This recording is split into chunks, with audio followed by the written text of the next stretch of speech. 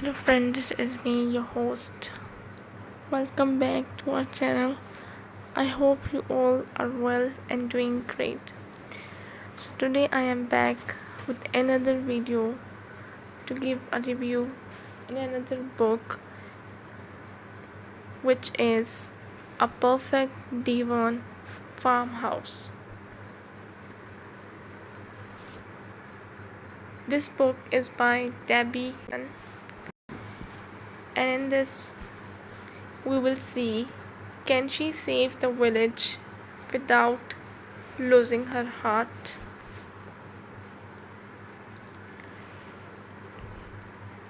Amid the vibrant bustle of London's Portobello Road Market, an unassuming restaurant lay ensconced between antique dealers and vintage clothing stalls.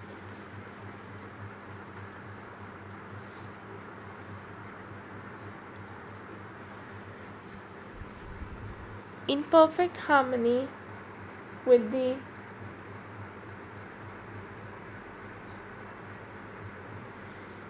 market spirit, equal parts tradition, innovation, and authenticity.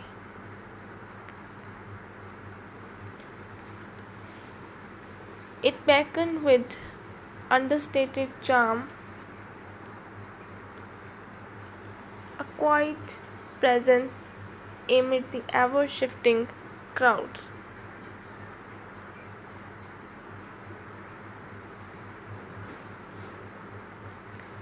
The Fork and Cork, its name painted in crisp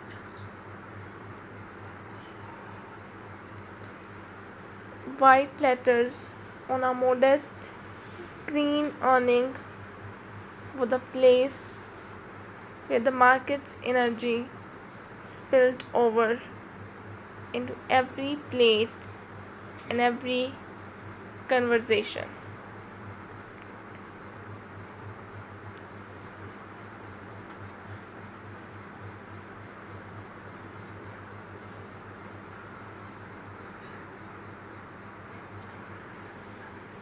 It had quickly become the neighborhood's worst kept secret. Seating just 30, the intimate space had drawn a steady stream of devotees over the past 18 months.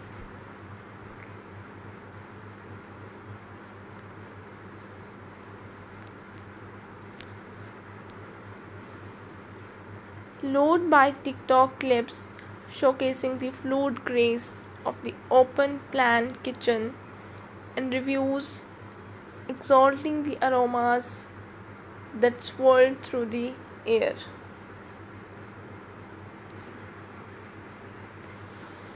Rosemary's earthiness mingled with bright, zesty lemon and the rich warmth of melting butter.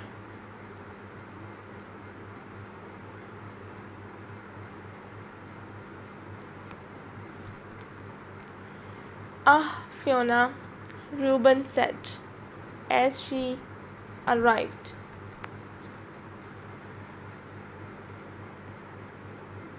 "Perfect timing." He gestured at the two women, both still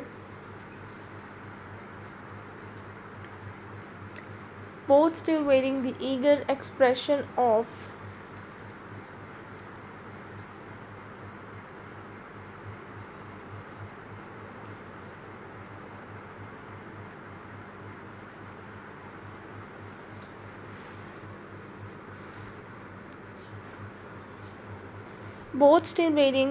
expression of the dedicated fan. "We need some advice on the ideal wine to match with tonight's scallop dish."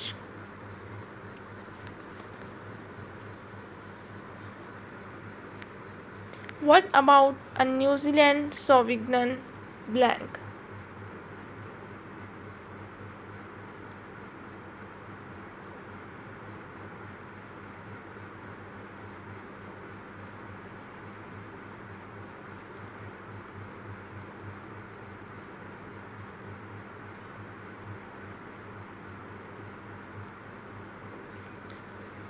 A flicker crossed Fiona's face.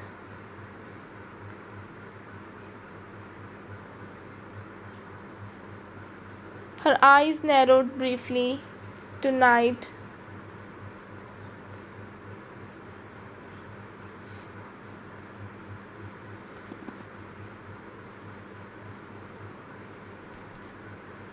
tonight she wanted to forget all about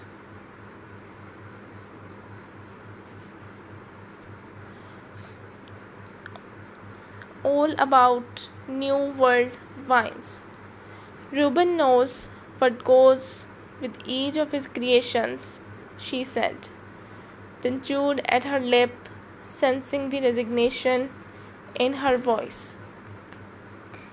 Telling herself to be professional, she managed a weak smile and added, Sauvignon Blanc is an excellent choice, bright crisp with a mineral finish that will really lift the seafood.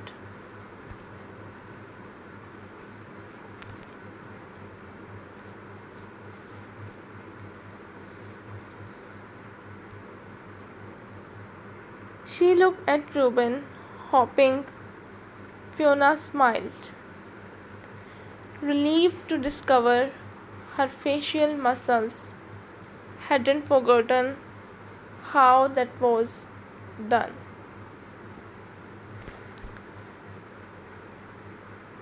Tonight is a more serious affair, said Rose.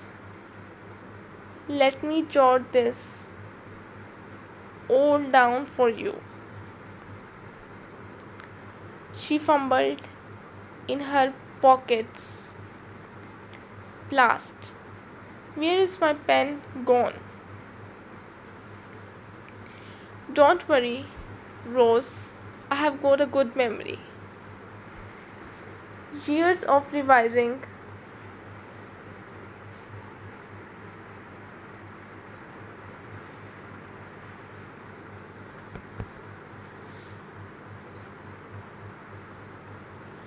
Years of revising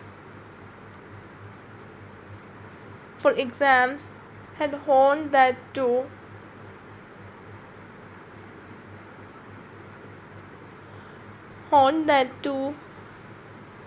perfection. Rose rewarded her with a smile.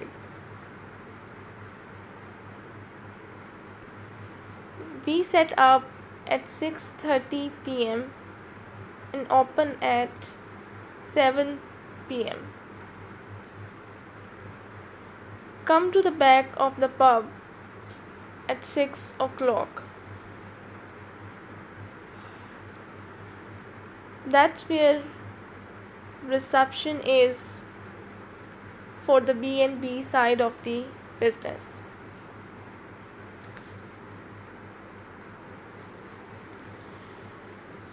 The Woods Gastro Pub Fair speak to George about the menu. The evening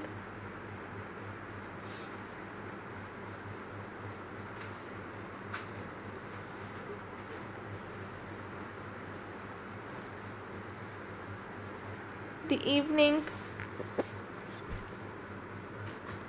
wine list is different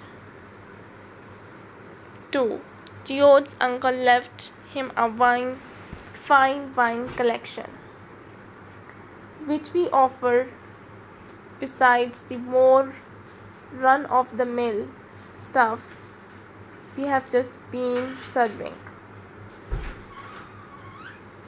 You'd be surprised how often the punters take us up.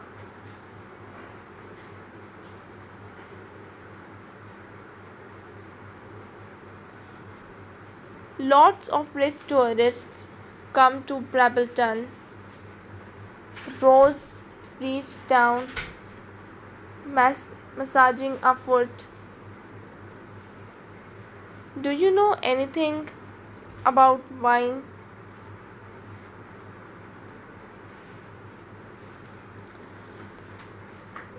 Fiona arched her eyes. I hope so. I am a sommelier.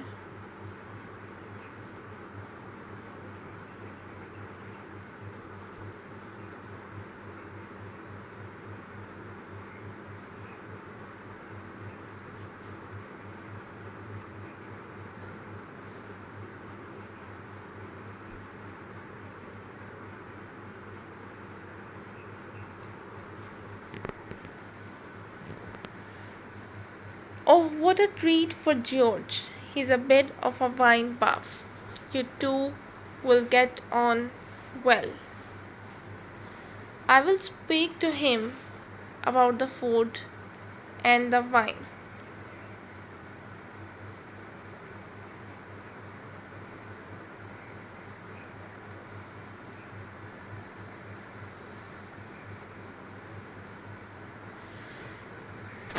I will speak to him about the food, all and the wine.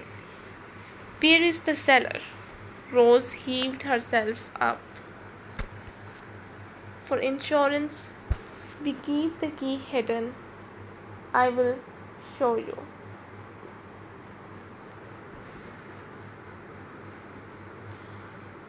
The pub's door burst open, and two whirlwinds ran towards the table.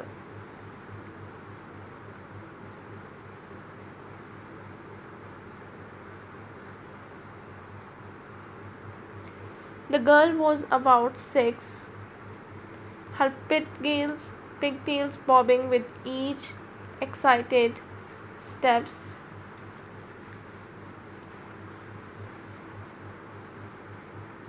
Her older brother followed more slowly.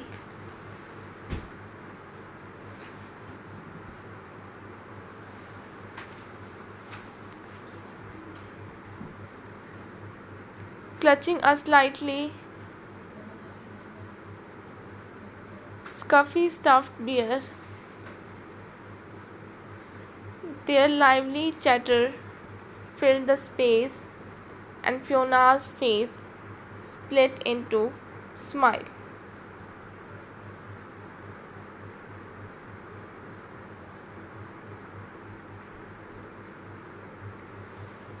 Hello, my lovelies, cried Rose, scooping them into her arms.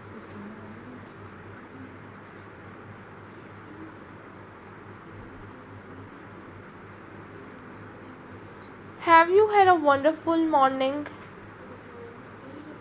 The children talked over each other,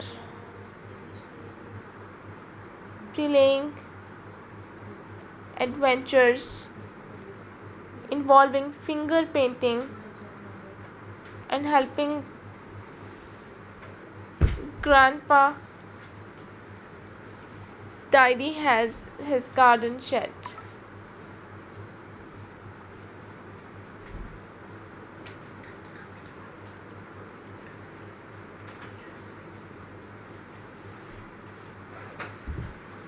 We had such fun, said Becky.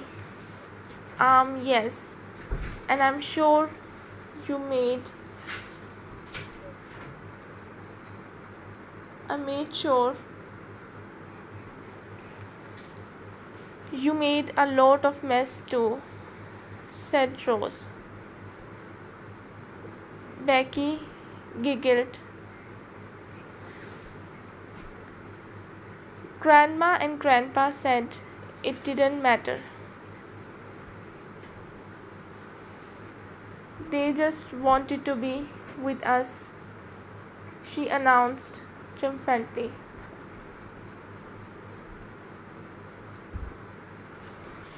At last, caught your attention, said the windmilling man.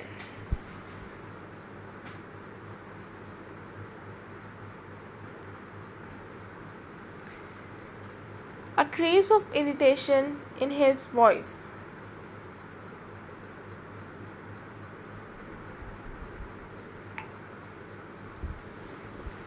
My wife has changed her mind. She would like her steak blue, not rare.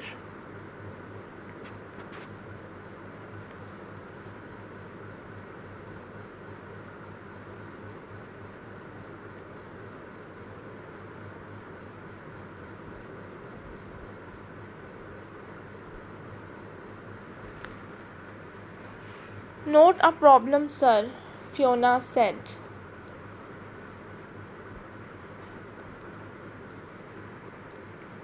Smiling, I will tell chef now. And could you find out what's what's happened to our wine?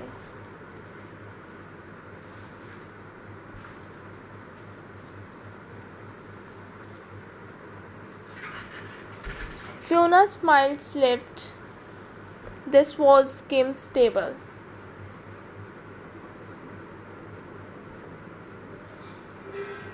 She told herself not to be critical.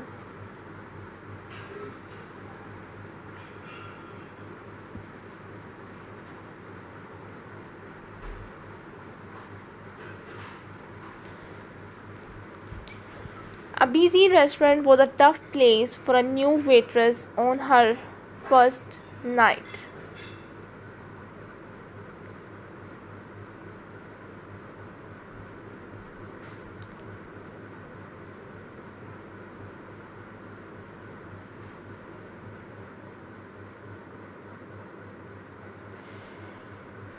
And if the couple was waiting for a salad wine, Kim wouldn't be able to fetch it.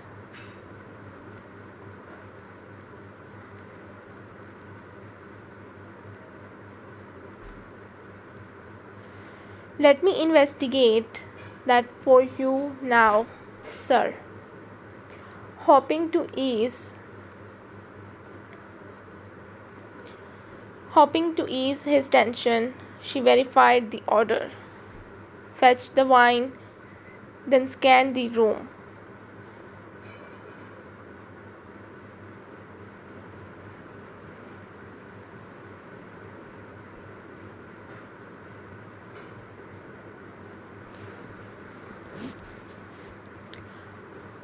After a few moments, she concluded Kim must be in the kitchen.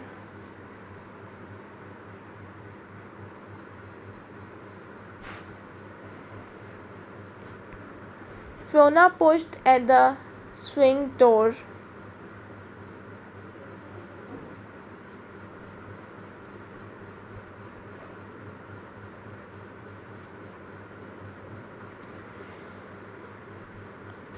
At the service counter, Kim was fiddling with her hair, a moonstruck expression on her face.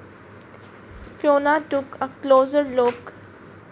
Kim was staring at the sauce chef.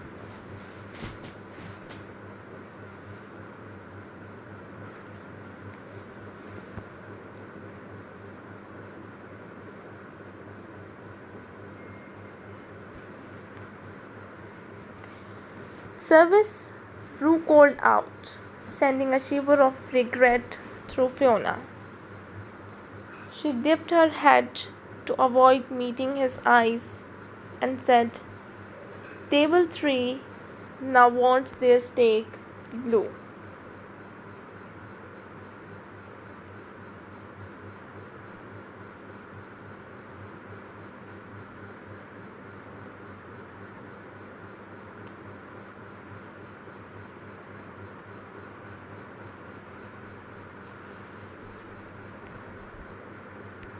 Someone grunted. She looked up. Rue was pointing at the service bar. That's table 3.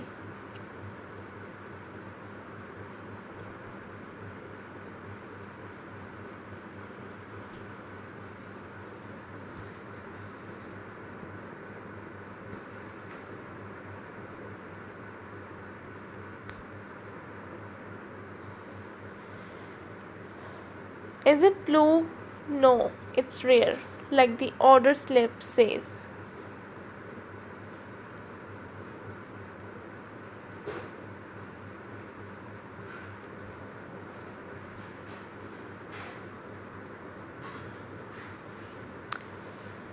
The wife wants blue, the order slip says rare.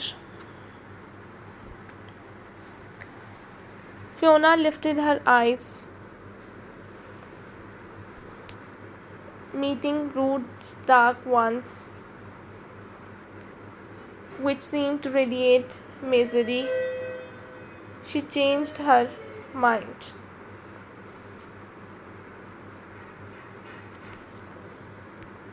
I am good, said Rue. I am initiative, but I am not telepathic. Fiona glared at Kim, who was smirking as she chirped. I didn't take the changed order, so don't expect me to take this to their table. They're friends of my parents. He will not react well to this mishap. Wiping his hands on his apron, George joined the crowd at the service bar. What's going on over here?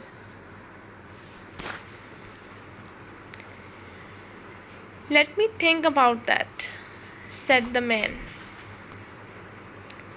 Write down the details of both, and I will discuss them with my wife. Fiona did as asked, leaving the slip of paper with the couple while she went to fetch them some water. She was returning with a jug of water when she bumped into Kim. Is that for Cora and Ricky? Asked Kim. It's for table 5. Mr. and Mrs. Hastings to you, said Kim, staring slightly. She tore a piece of paper in half, glanced at both pieces, then handed one to Fiona. Swap you, that's the wine they want. Sauntering off, Kim added over her shoulder, Cora plays golf with Mummy, and Ricky is Daddy's bridge partner. Fiona glanced at her own handwriting. The couple had chosen the French.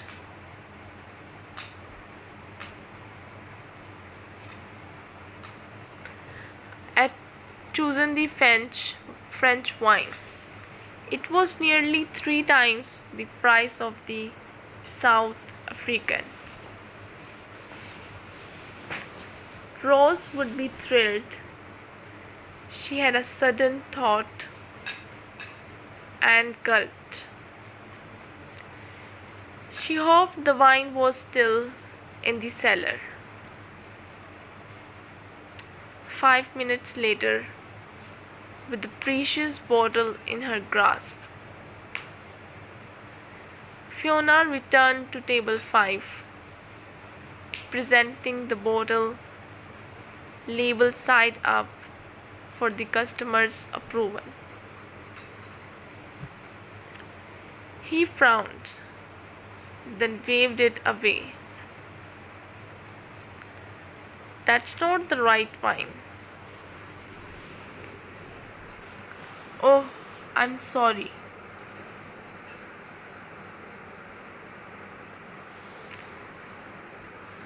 I'm sorry, sir, This is the white burgundy I recommended. She checked the year. Yes, it was the correct vintage. His face reddened. Exactly, he hissed. We ordered the South African wine. You swapped it on purpose, didn't you? Trying to pull a fast one on us. Telling herself to speak calmly and wishing the man would lower his voice, Fiona said. I assure you, sir, it was an honest mistake. Except Fiona didn't think it was. She had seen Kim check the paper before she handed it over.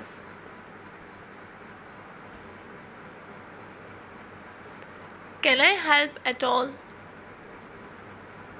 Said a simpering voice. It was Kim, smiling sweetly. Fiona scraped a hand through her hair and adopted an authoritative tone. Thank you, Kim. I can handle this. But Kim didn't seem to want to leave.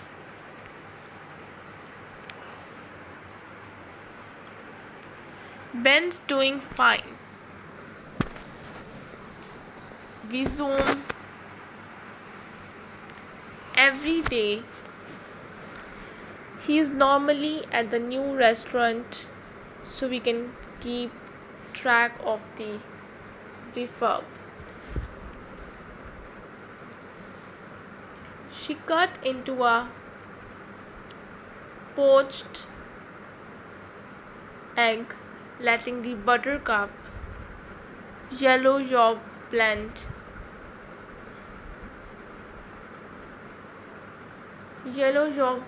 with the sauce.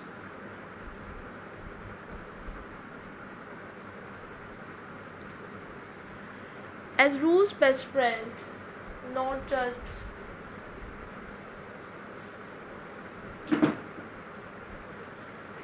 just his sauce chef, Ben had probably known that Rue was planning to propose.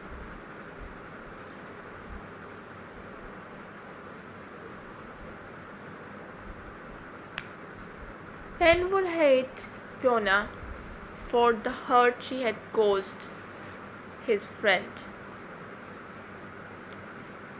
She shivered and pulled the blanket back around her, wanting to wrap her arms around Rue. Instead,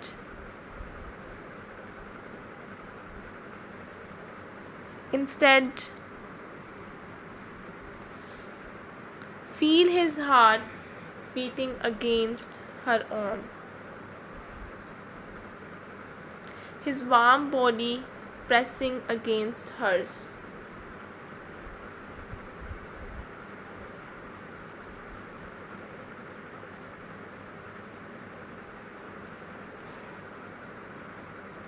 But she knew she couldn't falter. If they got back together, it would make their eventual breakup so much harder.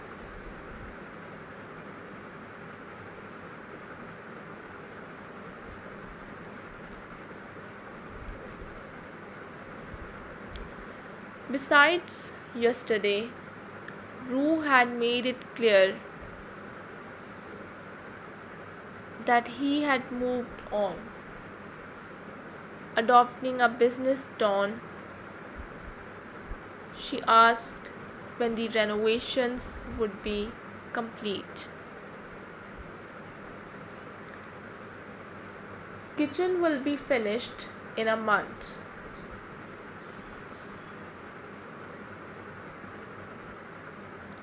All the wine you ordered is ready for the delivery. But we don't have a sommelier to check it.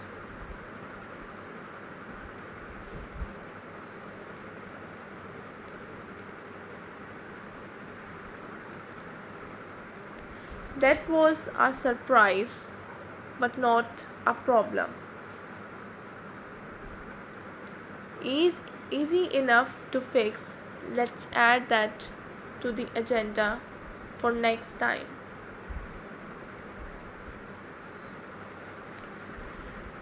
His eyes clouded with something unreadable.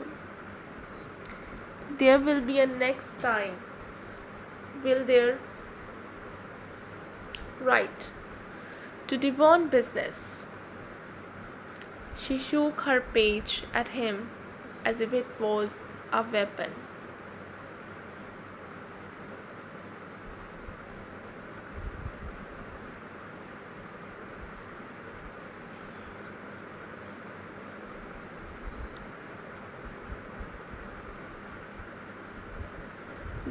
The only way we can clear your name is by finding out who the thief is.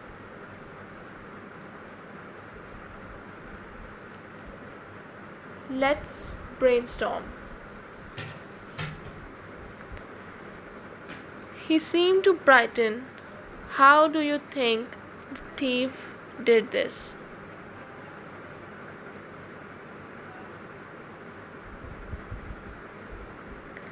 They must know where the cellar key is hidden.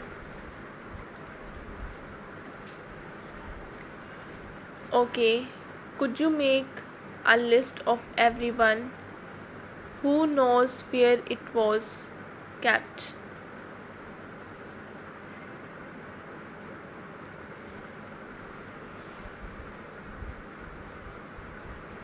She glanced up.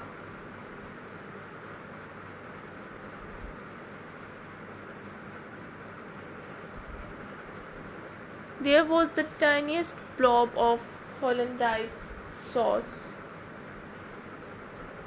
at the corner of his mouth.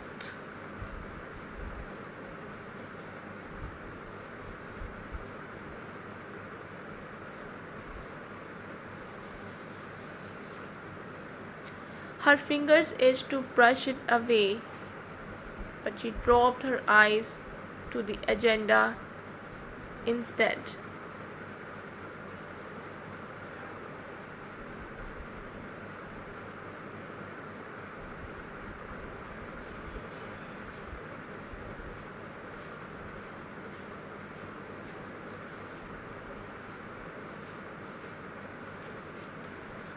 I have been thinking about how the thief is getting rid of the wine.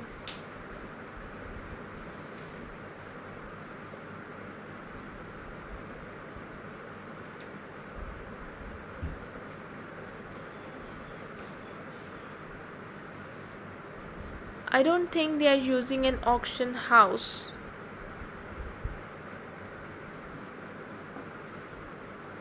It's not whole cases missing and ad hoc bottles rarely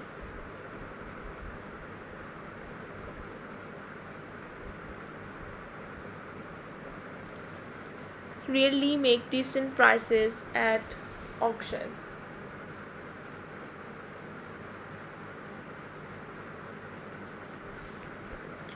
They could just be selling it through upmarket London wine merchants.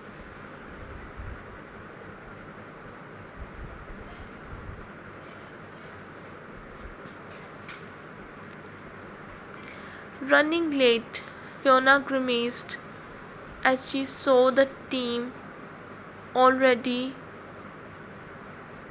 assembled for the evening's briefing. Through the fogged up kitchen window, she dashed up the steps, tearing off her new coat.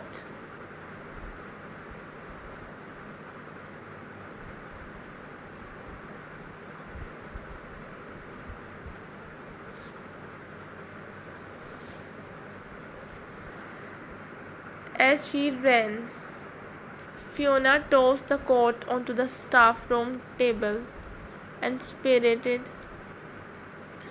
into the kitchen.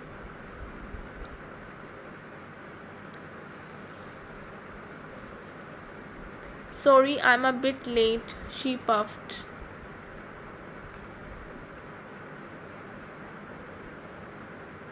Sliding over to the serving counter where Kim and Rose stood with their hands clasped around notepads. Kim was wearing a short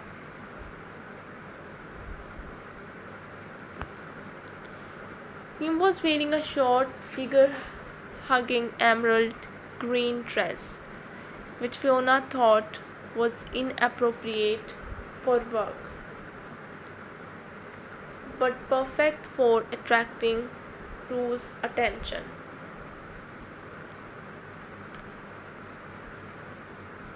Hi, she whispered.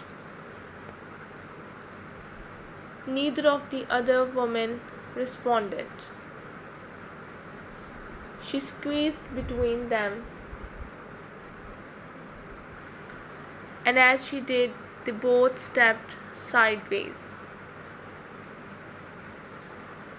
distancing themselves as if she was contagious.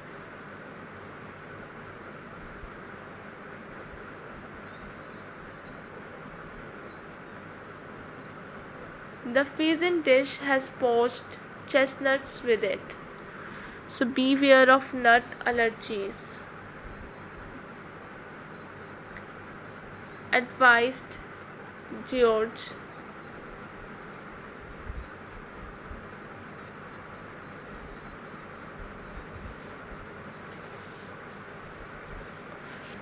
The sauce is thickened with the rocks. That's a mixture of flour and butter,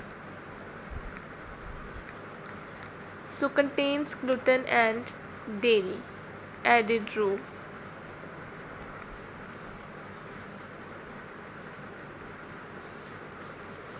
Let me write that down, Reuben, said Kim, fluttering her eyes at the sauce chef. Fiona clamped her mouth shut. Kim wasn't very subtle.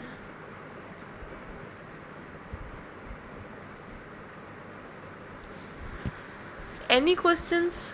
Asked George. Yes, thought Fiona.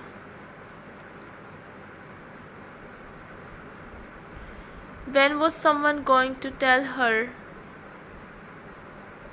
why she felt as welcome as a wasp at a picnic?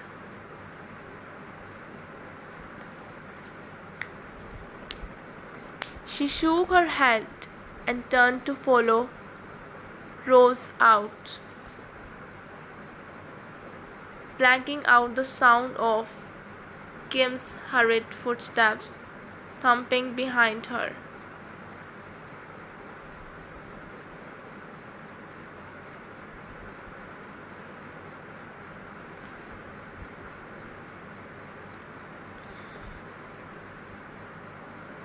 But Fiona couldn't ignore the younger woman's voice, loaded with venom. I have told Rose I saw you lurking round the cellar. Fiona spun round, laughing.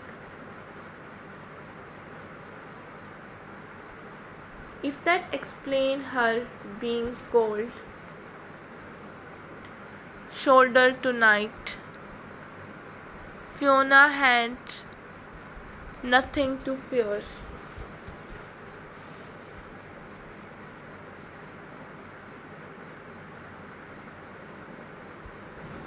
Rose trusted Fiona, she had told her as much.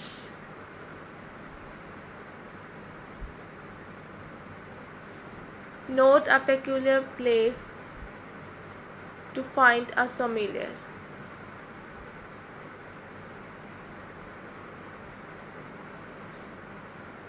The footsteps stopped.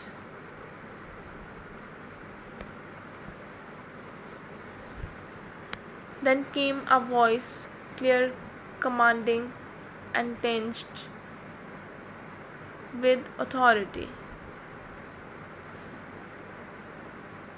Fiona, the female voice was familiar and unmistakable.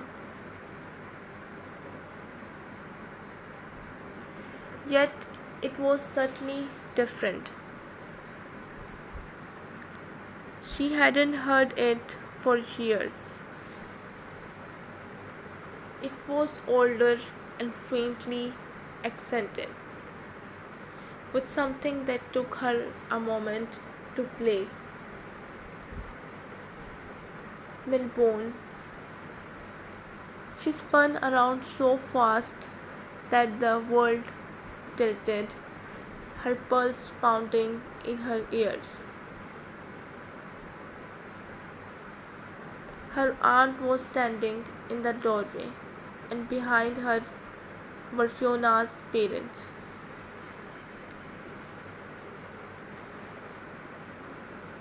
Fiona, her mother said again, a hesitant smile playing on her lips, but the friendly face and words didn't ease the tension.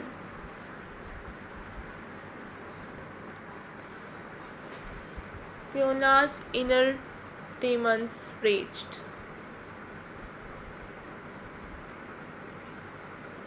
After all these years, her parents had reappeared. Why now, of all times? She had spent the time protecting herself, putting up barriers and becoming self-sufficient, so that their absence and their distance couldn't hurt her anymore.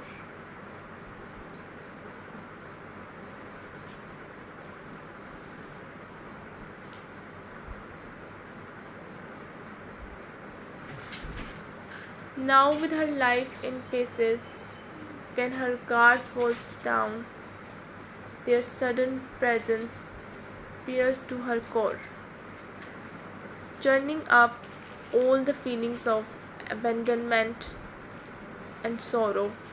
She thought she had put a lid on long ago. Was Evie responsible for her parents' sudden reappearance? Fiona needed time to recover, work through her emotions. Evie's soft voice intruded on her thoughts.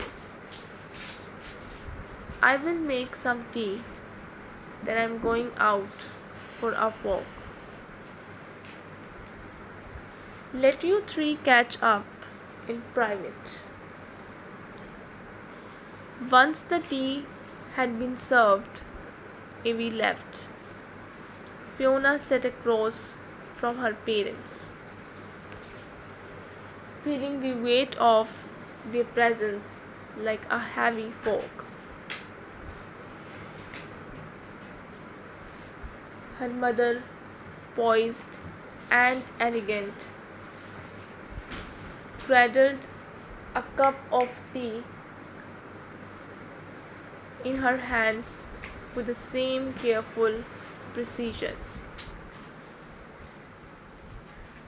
she applied to every aspect of her life. Her father sat stiffly, adjusting his glasses, his eyes flicking over the room in a way that suggested he was mentally cataloguing the furniture.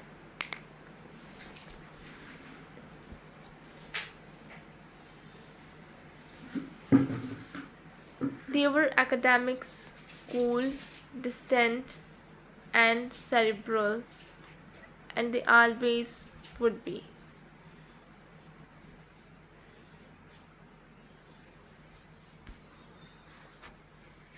Brambleton continues to grow, its tangled friendships, unexpected romances, and questionable bake-offs are all still going,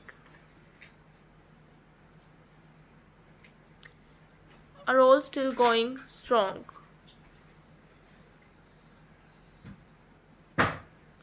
Each book stand alone, but you will notice familiar faces popping up,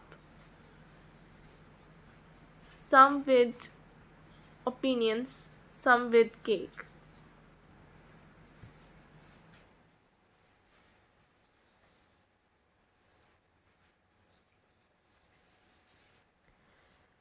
To my publishing team, where would I be without you? Laura Palmer, you are the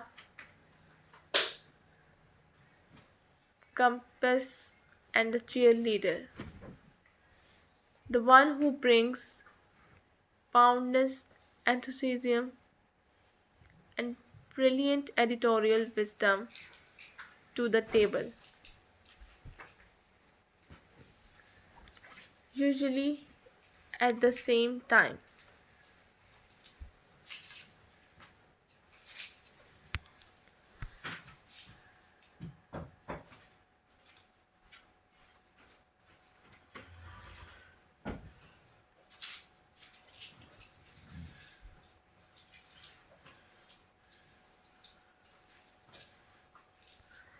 You have made this process feel like a glass more than half full adventure,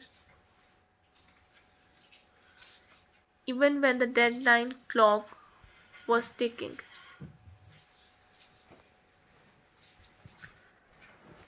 Hannah George, how do you keep creating covers that look like you have been living in my hand? Your illustration capture Brambleton so perfectly. I am starting to wonder if you have been secretly visiting.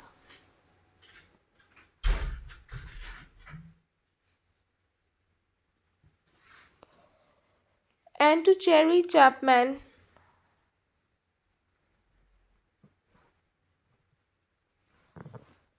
to turning those illustrations into something beautifully crisp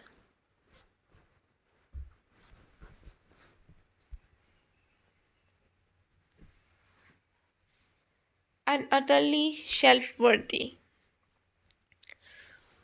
To Jessie Sullivan, my social media lifesaver, thank you for making this digital dinosaur feel at home online.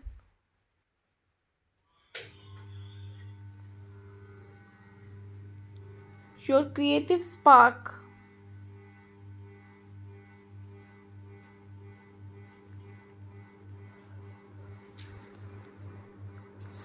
savvy strategies, and good humor have brought this book to life in ways I could never have managed alone.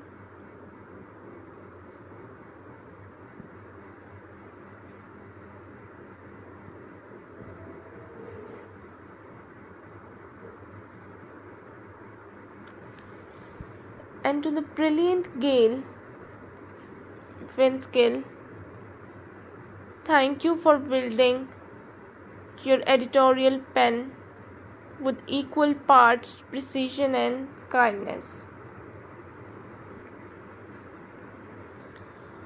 You always know when to gently rein me in.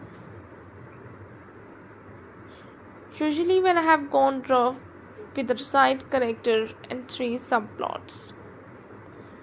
Finally, and most importantly, to you.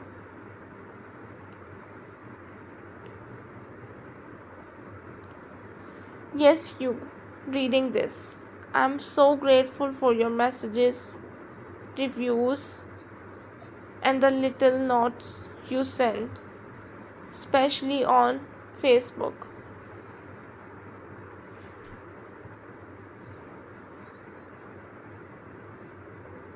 where I can actually see the face behind the words. It's like writing to a friend, not a void.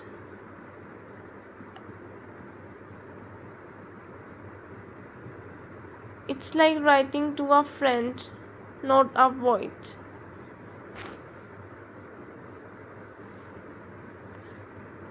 That's a rare and lovely thing. Thank you for visiting Brambleton. I hope you will come back soon. There is always another story brewing.